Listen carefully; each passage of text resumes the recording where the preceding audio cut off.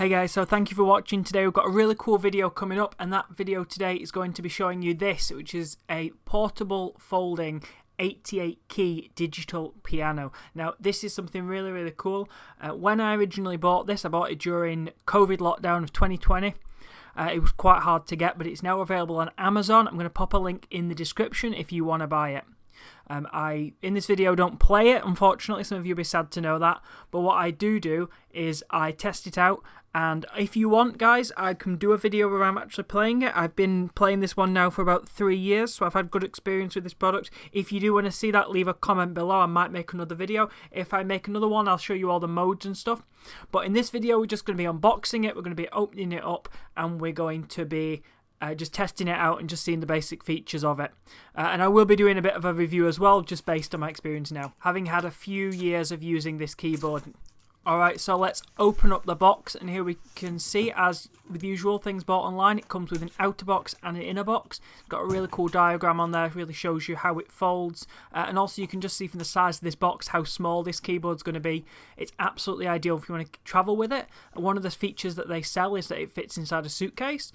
Based on the reviews that I saw online, a lot of people buying it seem to be in countries where the people are conscripted and they can't take full pianos with them into the military, or for people where they go to university internationally. So it seems really popular with them. So that seems to be the market for this, which possibly explains why it was quite hard to get in the UK when I was originally looking for it. But like I say, now it's on Amazon. So here we go. We can see it comes with a foot pedal, which is very cool, because just a basic foot pedal, but very adequate, nice and compact. Comes with a really good manual. The manual is in Chinese, which is not ideal, but I think there's a manual online. I think that's what I looked at. So I remember having no issues setting this up, so I must have looked for a manual online, or maybe there is English in the manual, I just forgotten. It comes with a bag as well, which is really good, great for storing the piano and for storing the accessories with it as well. It charges via micro USB. So there we are. So we open the bag up. The bag is actually really good quality. I was really surprised by this. And it advertises it as a foldable piano as well. It's absolutely fantastic, the bag. It's quite a thick bag, quite tough. It will protect it. This is probably quite a fragile thing. And here we can see it comes with a micro USB cable. But of course you can use your own micro USB cable. And it comes with this. If you're learning, you'll probably want to use this. You can stick on all the different notes onto the keys. I started out doing this, but I've now removed them. So there we go. So we're getting out the main attraction now, the main keyboard itself, and you can just see just how small it is, and this is folded up. And I remind you again, guys, this is a full 88 key piano here, and it comes with a rechargeable battery as well, so it doesn't need to get plugged in. Don't know if I mentioned that already. It's completely rechargeable, and the battery life lasts a fair amount of time.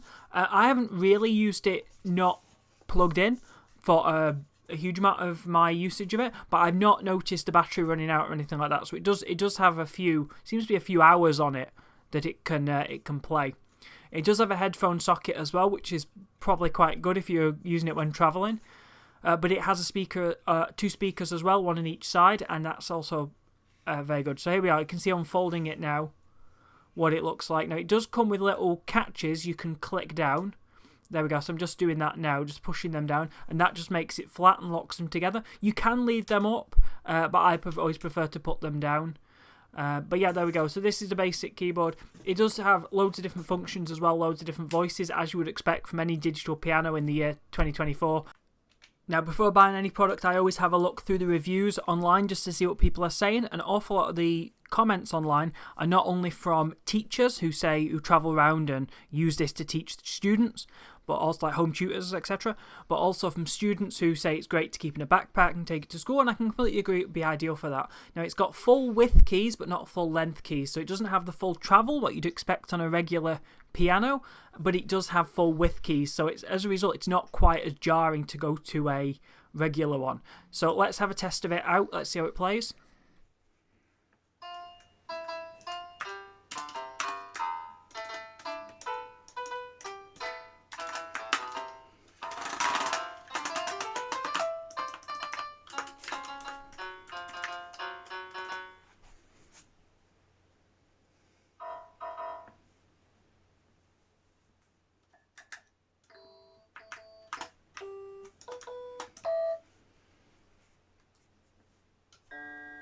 Okay, so it's fair to say I'm not a world-class piano player, but just testing this out, I found it was really good, and I can see how many people online have been really happy with it.